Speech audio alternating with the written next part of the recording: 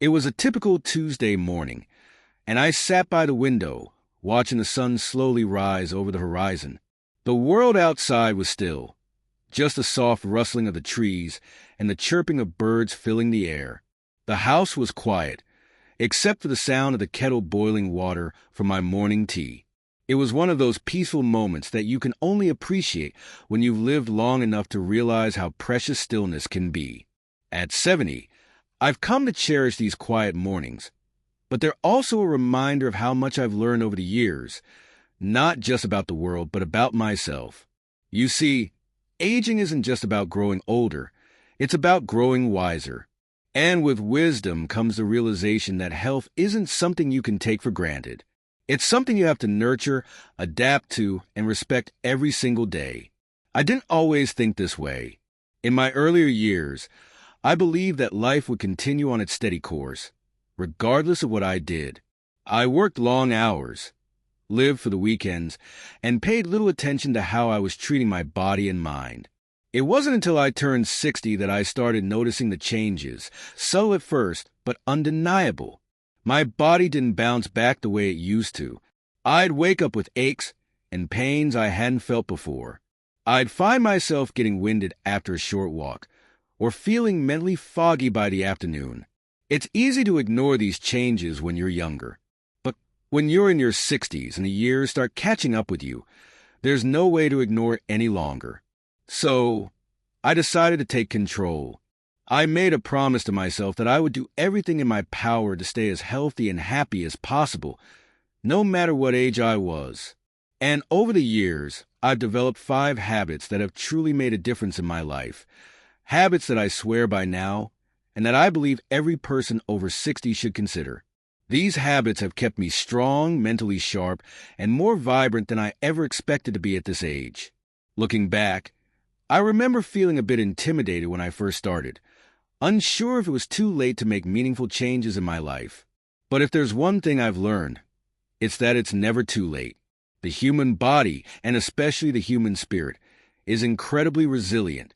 With the right habits, you can continue to thrive, no matter what age you are. I want to share these habits with you because I know that many people in their 60s, 70s, and even 80s often feel like it's too late to make a change, or that there's no point in trying. I'm here to tell you, it's never too late. So, how do you stay healthy and happy at 70? Well, let me tell you about the first habit I adopted. It all started with one simple question. What can I do every day that will make me feel better physically? And that question led me to the most fundamental habit of all, daily physical activity. When I first began, I didn't have any grand plans. I wasn't trying to become a marathon runner or do anything extreme. I simply wanted to move my body every single day. I realized that the more I moved, the better I felt, physically, mentally, and emotionally. I started small. I'd wake up in the morning, stretch a little, and then take a walk around my neighborhood. It wasn't anything impressive, just 20 minutes of brisk walking. But it was enough. I found that even on the days when I didn't feel like doing anything, that walk would help clear my mind, get my blood flowing, and set a positive tone for the rest of the day. Over time, that 20 minutes became 30, then 40. I began to notice the physical changes. My joints were less stiff, my posture improved, and I had more energy. I was sleeping better, too. At first, I thought that daily exercise was just about physical health, but I quickly realized it went deeper than that. Moving my body each day became a form of self-care, a way of showing myself love and respect. It was my time to take care of myself, both physically and mentally. I found myself thinking more clearly, dealing with stress better, and feeling less anxious. It was like the more I moved, the more I could handle the challenges life threw my way. And it didn't stop with just walking. I incorporated a few light stretching exercises every morning. I've found that as I get older, stretching is one of the best ways to maintain flexibility and avoid muscle stiffness. A simple routine, reaching my arms above my head, bending over to touch my toes, twisting gently side to side, became my daily ritual. It only takes about 10 minutes, but the benefits have been incredible. I feel looser, more limber, and more agile, even on days when my body feels tired. As I grew more comfortable with daily movement, I also started exploring other activities. Things like swimming, yoga, and light strength training. Nothing too strenuous, just enough to keep my muscles engaged and my body feeling strong. One thing I've learned is that strength training is essential as we age. It helps maintain bone density, muscle mass, and overall balance. So, I now do a few simple bodyweight exercises every week, like squats and lunges. It doesn't take much, but it makes a huge difference in how I feel throughout the day. If you're wondering whether all this physical activity really makes a difference, let me tell you, it does. I have more energy than I did in my 50s. My back pain has reduced significantly. My joints feel healthier. And I'm not constantly reaching for pain relievers. The best part is that it's all about consistency. Even on the days when I feel a bit down or tired, I push myself to move just a little bit. It's like a snowball effect. Once you start, it becomes easier to keep going. There's no magic formula to staying healthy as you age, but I found that moving your body every day is the closest thing to a secret. It's simple, it's effective, and it's something anyone can do, regardless of age or fitness level. So, if you take away one thing from today's session, let it be this: move your body every day. It doesn't have to be a major workout or anything fancy. Just find something you enjoy and make it a part of your daily routine. It'll do wonders for your health, your mood, and your overall sense of well-being. Remember, it's never too late to start. Take that first step today and feel the difference tomorrow. The first few months after I started making movement a daily habit, I remember feeling hesitant and uncertain. My body didn't always cooperate the way it used to. There were mornings when I would wake up and feel stiff, like my muscles had forgotten what it meant to be active. But I knew I had to stick with it, so I kept moving even when it felt difficult. I started my routine with something simple, a short walk around the block. At first, it didn't seem like much, just 10 or 15 minutes of walking at a leisurely pace. But soon, I began to notice that those small steps had a ripple effect. The more I walked, the more I looked forward to it. It became something I didn't just do because I had to, but something I wanted to do. One of the best things I've discovered about walking is that it's not just good for the body. It's also incredibly good for the mind. When I was walking, I found that my mind had the space to wander. I could think freely, process my thoughts, and reflect on my day without any distractions. Some of the best ideas and solutions to problems I've had have come during these walks. It was my time to simply be with myself. As the months went by, I noticed that I was becoming stronger. What had once felt like a tiring walk became easier. My muscles started to feel more toned, and my legs became less stiff. I found myself walking faster without even realizing it. The initial 15-minute walk stretched into 30 minutes, and I felt good. Really good. I began to understand why people talk about the runner's high or that post-exercise feeling of accomplishment. It wasn't just about the physical benefits. It was about the sense of well-being that came with it. The more consistent I became, the more I realized that physical activity wasn't just about keeping my body in shape. It was a mindset. It was a daily commitment to myself and my health. But I wasn't just walking.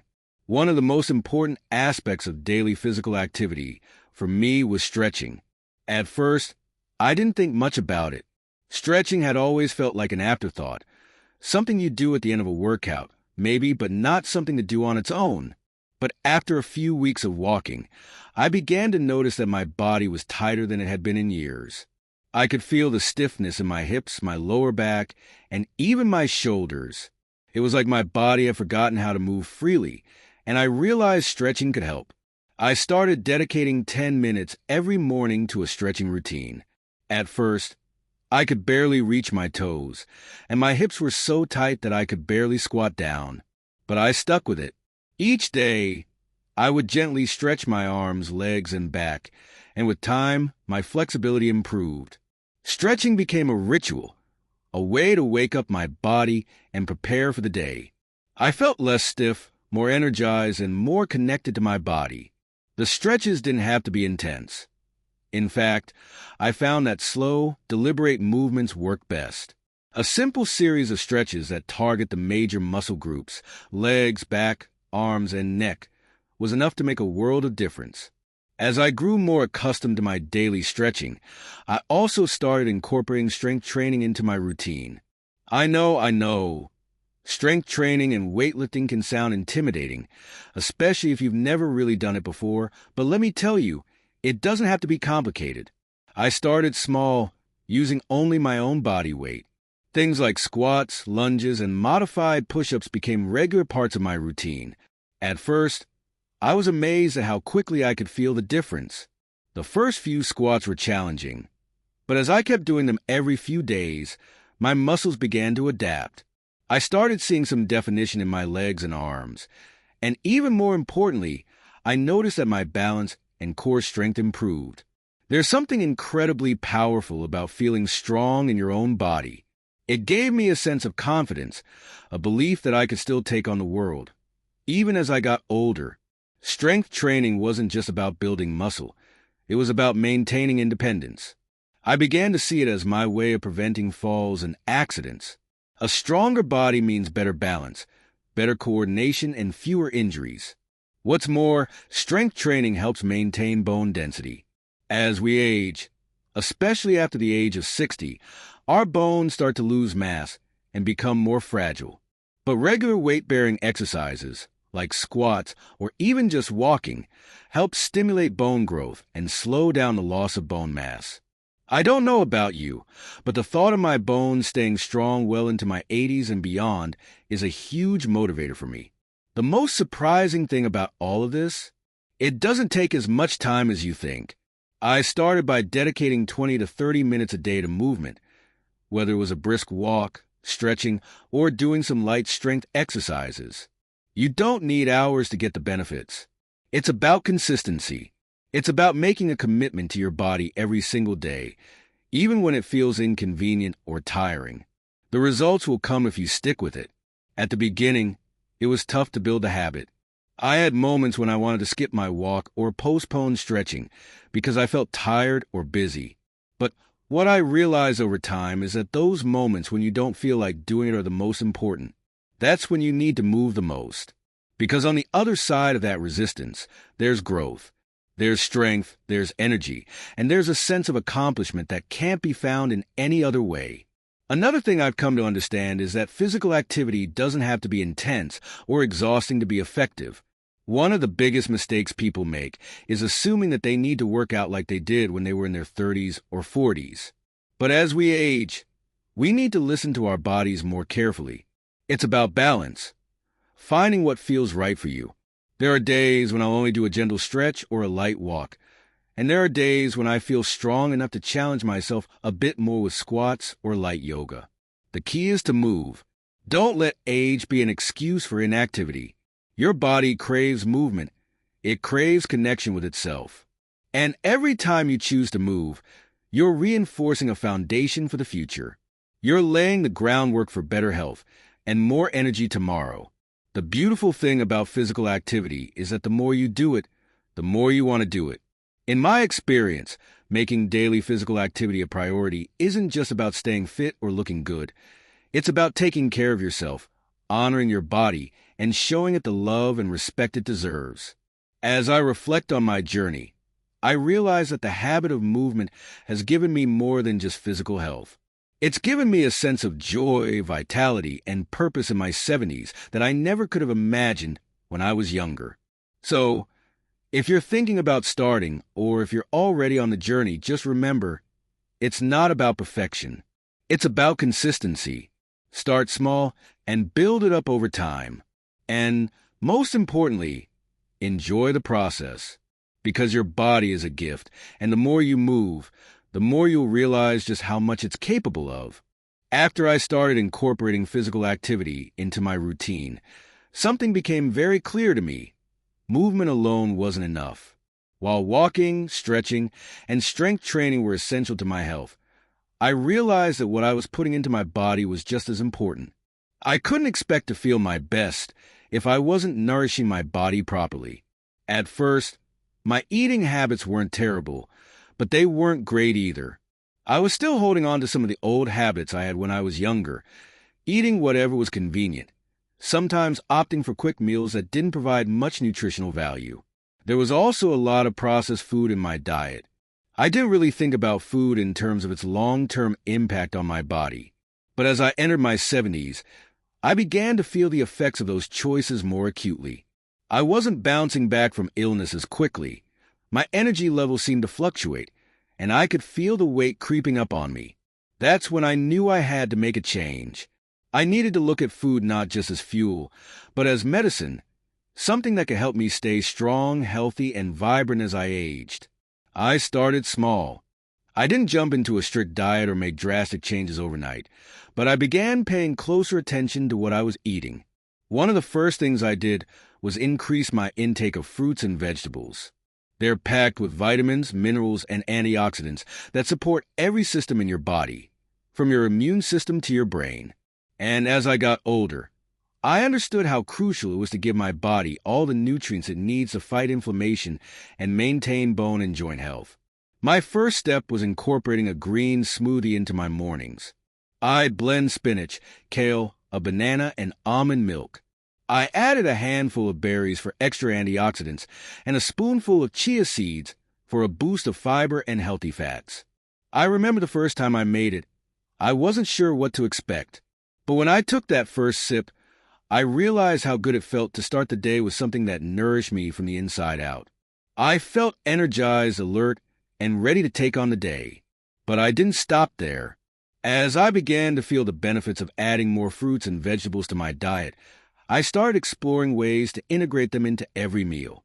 For lunch, I'd make a hearty salad with a variety of colorful vegetables: spinach, tomatoes, cucumbers, carrots, and bell peppers.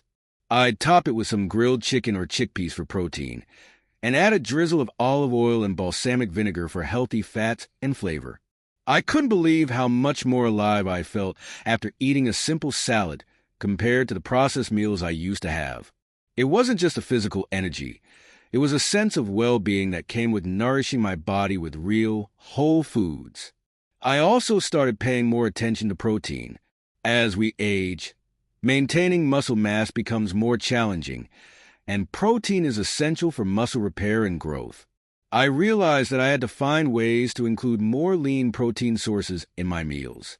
So, I started eating more fish like salmon and trout, which are rich in omega-3 fatty acids. I also began enjoying eggs more often, scrambled, poached, or in an omelet with vegetables. Eggs are an excellent source of protein and contain all the essential amino acids our bodies need.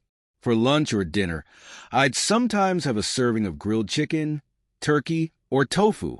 But one of the biggest changes I made to my diet was cutting back on refined sugars and processed foods. In my 60s, I had developed a bit of a sweet tooth. I'd snack on cookies or have dessert after dinner. But as I learned more about the impact of sugar on aging, I decided to cut back. Too much sugar leads to inflammation, which contributes to everything from joint pain to skin aging. It can also increase your risk of chronic diseases like diabetes and heart disease, which are more common as we age. So, I slowly began replacing sugary snacks with healthier options. I'd have a piece of fruit, like an apple or some berries, when I was craving something sweet. I also started drinking herbal teas in the evening instead of sugary beverages. Not only did this reduce my sugar intake, but it also helped me feel more balanced throughout the day. Hydration also became a top priority for me. I realized how easy it was to forget about drinking enough water, especially as I got older.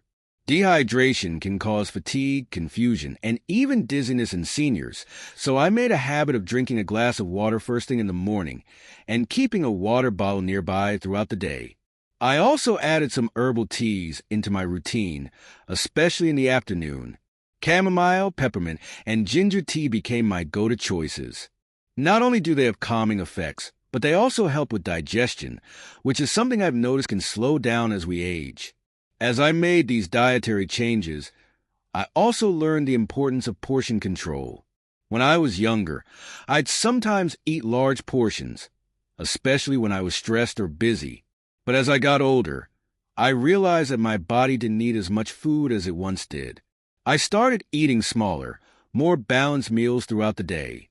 I also learned to listen to my body and eat when I was truly hungry, not out of habit or stress.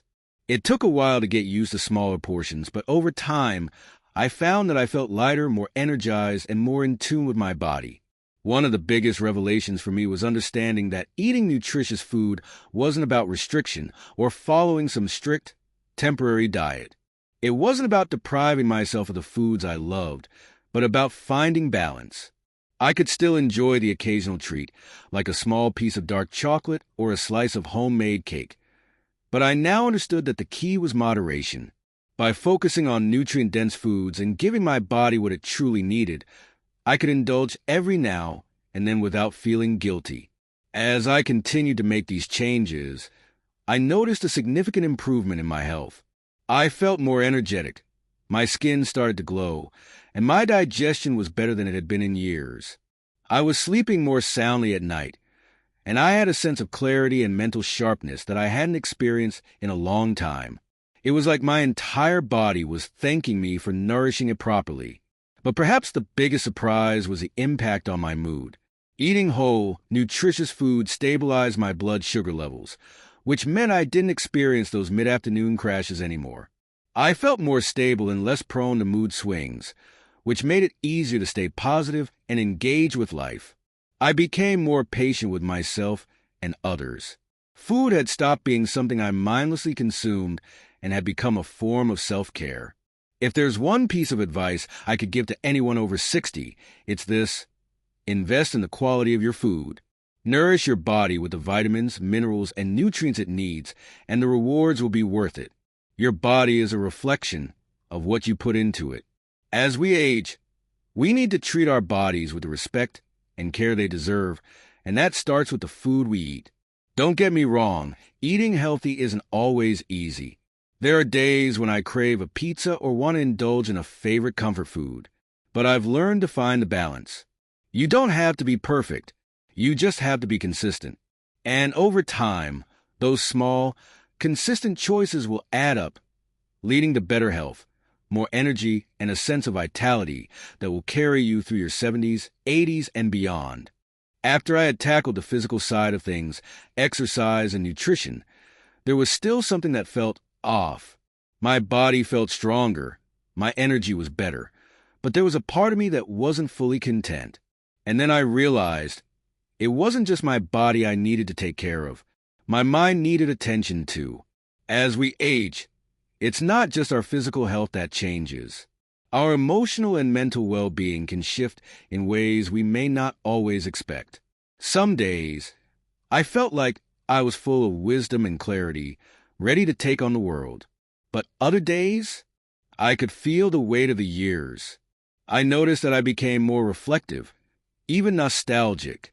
Sometimes, I'd think about past regrets or wonder if I had done enough with my life. It wasn't unusual for me to get caught in thoughts of what I hadn't accomplished or the people I had lost along the way. I had heard people say that aging can be lonely, and I understood that sentiment, though I didn't fully agree with it. I wasn't always surrounded by family or friends, and that solitude could sometimes feel heavy. I didn't want to fall into the trap of feeling disconnected or isolated, so I made a conscious decision to focus on my mental health, to take the same care of my mind that I had taken of my body. One of the first things I realized was how important self-reflection was in this process. I started setting aside a bit of time each day to just sit with my thoughts. No distractions, no phone, no TV, no to-do list.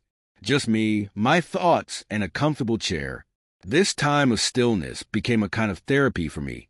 I'd sit quietly, allow my mind to wander, and then focus on what I was feeling in that moment. Sometimes, it was a quiet contentment. Other times, it was a flood of old memories. But I made sure to observe those thoughts without judgment. I found that just being present with my emotions, without trying to force them away, was incredibly healing. I also started keeping a journal. It wasn't anything fancy, just a simple notebook where I could jot down my thoughts, reflect on the day, and write about my experiences. Writing became a way for me to release whatever was on my mind, whether it was something as simple as a gratitude list or as complex as an emotional experience. Writing helped me process it all. I could reflect on the challenges I'd faced, the lessons I'd learned, and the progress I'd made. It was like taking a mental weight off my shoulders every evening. But the most powerful thing I did for my mental health was learning to reframe my thoughts. I had to stop looking at aging through a lens of loss and start seeing it as an opportunity to embrace the wisdom and experience I had accumulated over the years. Instead of focusing on the things I couldn't do anymore, I started focusing on what I could do. And that mindset shift made all the difference. I remember a particular day not too long ago. I had been reflecting on my career and wondering if I had done enough, if I had made the right choices. I could feel that old familiar weight of regret creeping in, but then something inside me clicked. I stopped and asked myself, what do I still have? I realized that I had so much left to offer. I had knowledge, stories, and experiences that could help others. I had the ability to teach, to guide, and to connect with people in ways that only someone with my life experience could. I stopped thinking about the things I had lost and started focusing on what I had gained over the years. It was a huge turning point for me. I realized that aging wasn't a burden. It was a privilege. Another important part of my mental health journey was learning to manage stress. I didn't realize how much stress had accumulated in my life over the years until I took a moment to reflect. The pressures of work, family, finances, and personal expectations had all added up. And though I'd always considered myself tough or able to handle stress, I realized that unmanaged stress had taken a toll on my mind and body in ways I hadn't noticed before. So I began to practice mindfulness. I didn't dive into any complex meditation routines at first. I simply began with a few minutes each morning of deep breathing, just focusing on my breath, slowing it down, and letting go of any tension in my body. This simple act of breathing helped ground me. It made me more aware of my surroundings and more in tune with my body's needs. I started taking mindful walks as well, walking slowly and paying attention to the sights, sounds, and smells around me, rather than rushing through the day. Mindfulness, for me, wasn't about achieving a state of perfect calm. It was about acknowledging the present moment and releasing the mental clutter that often held me back. Some days were harder than others, but gradually, I felt more at peace. I began to understand that it wasn't about eliminating stress completely. It was about learning how to navigate it more effectively. Then, there was the importance of social connection. I had always valued my friendships, but as I got older, I started to realize just how critical human connection was to my emotional well-being. It wasn't enough to just be around people. I needed meaningful relationships that brought joy and fulfillment into my life. I made a point of staying in touch with my family, even if it was just a phone call or a quick video chat. I reconnected with old friends, some of whom I hadn't spoken to in years. And I made new friends, too. Joining local groups or attending community events opened up new opportunities for connection. Sometimes, I'd meet people who were going through the same challenges, and sharing experiences with them created a bond one hadn't expected. One of the things I love about this stage in life is that I don't feel the need to impress anyone anymore. There's a certain freedom that comes with aging, freedom from the expectations and pressures that come with youth. I'm no longer focused on maintaining a certain image or keeping up with trends. What matters most now is that I surround myself with people who truly value me, who accept me for who I am. Spending time with loved ones, whether it's family, friends, or even a neighbor, has become a top priority. It's not about how often we meet, but about quality. The moments we share, the conversations we have, and the laughter that flows easily. In fact, I've found that laughter is an incredible healer. I make sure to seek out moments that bring joy into my life. It could be as simple as watching a funny movie, telling jokes with my grandchildren, or reminiscing about old times with a close friend. Laughter lightens the heart and the mind, and I've come to appreciate it more than ever. Finally, I learned the importance of gratitude. The more I focus on the good things in my life, the simple pleasures, the people who cared about me, the opportunities one still had, the more my perspective shifted. I wasn't dwelling on what I didn't have or what I had lost. Instead, I focused on what I still had, and that made all the difference. Each night, I make a habit of listing 3 things I'm grateful for. Some days it's big things, like my health, my family, or a good conversation with a friend. Other days, it's the small things, a sunny day, a cup of tea, or a quiet moment to myself. But by focusing on gratitude, I began to see my life in a new light. It wasn't about what was missing. It was about what I had and how much I still had to give. Now, at 70, I feel a sense of peace that I didn't feel when I was younger. I've learned how to take care of my mental and emotional health just as diligently as I take care of my physical health. It's not about achieving perfection. It's about embracing the fullness of life, with all its challenges and blessings. So, if you're over 60 or approaching the stage in life, let me tell you this. Your mind is just as important as your body. Take time for yourself. Practice mindfulness. Reconnect with people who bring you joy. Reflect on your life and appreciate the wisdom you've gained. And most importantly, embrace the beauty of aging. There's so much wisdom, freedom, and peace that comes with it, and you deserve every moment of it. As I reflected on the changes I'd made to my physical health, my diet, and my mental well-being, something began to stand out more and more: purpose. It wasn't enough for me to just be healthy and active. I needed a deeper sense of meaning in my life. I realized that, as I entered my 70s, I couldn't just go through the motions of daily life. I needed to feel like I was contributing to something, to feel like my life had significance beyond the day-to-day routine. And I'm sure, if you're at this stage in life, you might be feeling the same way. When I was younger, I thought that having a purpose was about career success, raising children, or achieving certain milestones. But as I got older, I started to understand that purpose doesn't necessarily come from external achievements. It comes from within. It's about how you view your life, the values you hold dear, and what you choose to dedicate your time and energy to. And the truth is, no matter your age, it's never too late to find purpose. One of the first things I realized was that purpose doesn't have to be grand. I had this idea in my head that I needed to do something monumental, like writing a book or starting a business, to feel like my life had meaning. But over time, I understood that purpose can be found in the smallest of things.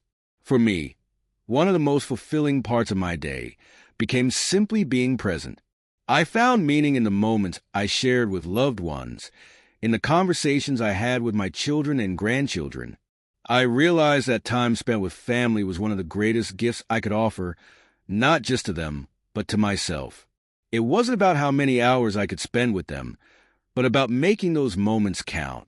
Whether it was a dinner around the table, a walk in the park, or a quiet afternoon playing cards, those moments became my purpose.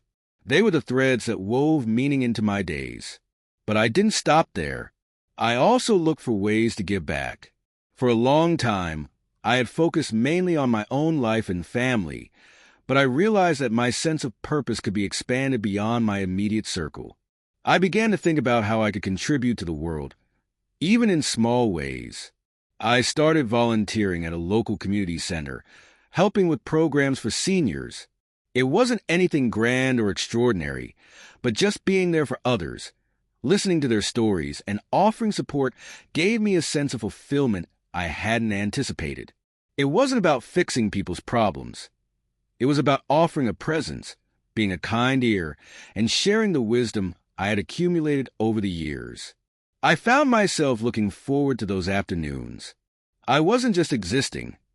I was engaged, connected to a larger community. Volunteering also gave me a new perspective. I was able to see how many people, especially older adults, were struggling with feelings of loneliness or isolation. I started to realize that community and connection were key to finding purpose. It wasn't about doing things alone, but about engaging with others, contributing to something bigger than myself. I began to make more of an effort to reach out to others, whether it was sending a quick text to a friend or offering to help a neighbor with errands. These little acts of kindness, though small, made me feel more connected, more purposeful. Another aspect of purpose that became incredibly important to me was pursuing my passions. Over the years, I had put many of my interests on the back burner. I had been so focused on responsibilities, work, family, life, that I didn't always take time for the things I loved. But in my 70s, I had the freedom to reintroduce those passions into my life. One of my greatest joys has always been painting. I had taken a few art classes when I was younger, but I had let it slip away as life became busier. However, once I had more time to myself, I rediscovered my love for painting. I set up a small studio in my home and started painting regularly. I didn't worry about being perfect. I just enjoyed the process of creating something beautiful. The more I painted, the more I realized that engaging in creative activities brought me a sense of peace. It was like my soul was speaking through the brushstrokes. It wasn't about impressing anyone. It was about expressing myself, letting my emotions flow onto the canvas. Another passion I had forgotten about was writing. I had always loved to write, but I had never thought of it as something more than a hobby. One day, I decided to sit down and start writing about my life, my experiences, my challenges, my lessons learned. I didn't think it would go anywhere, but I felt compelled to write it all down. It wasn't long before I realized that writing had become a form of therapy for me. It allowed me to process everything I had lived through. And while I didn't set out to share my writings with anyone, I found that sharing some of my stories with others brought me unexpected joy. People would tell me that my words resonated with them, that they felt connected to the experiences I described. That feedback was incredibly fulfilling, and it reinforced my sense of purpose. At some point, I realized that I didn't need to worry about retirement in the way I had before. I didn't have to stop working or contributing, just because I was no longer following the traditional career path. The idea that we must stop pursuing purpose after a certain age is a myth. In fact, I found that my later years were some of the most rewarding in terms of personal fulfillment. I had the time to explore my passions, to give back, and to grow in ways I had never thought possible when I was younger. Through all of this, I learned that purpose is fluid. It evolves over time, changing as your life changes. It's not about holding on to a rigid idea of what your life should look like. It's about being open to the unexpected. Purpose can be found in your relationships, in your hobbies, in your work, or in your contributions to the community. It doesn't have to come in a grand package. The important thing is to remain open to the possibilities, to keep learning, and to keep contributing in whatever way feels meaningful to you. Now, I don't wake up each day wondering if I'm doing enough. I know that I am. I know that by being present with my family, pursuing my passions, helping others, and sharing my wisdom, I am fulfilling my purpose. And that, to me, is enough. In fact, it's more than enough that if you're reading this, I encourage you to ask yourself, what gives your life meaning? What makes you feel truly alive? It might not be what you expect. It might be the quiet moments with a loved one, a hobby you've forgotten, or a cause that speaks to your heart. Purpose is personal, and it can change over time. But never forget that no matter your age, you are still capable of finding and living your purpose. And remember, the journey doesn't stop here. As I've learned, every stage of life offers new opportunities for growth, connection, and meaning. It's not about waiting for the perfect moment. It's about embracing the present and finding purpose in every day.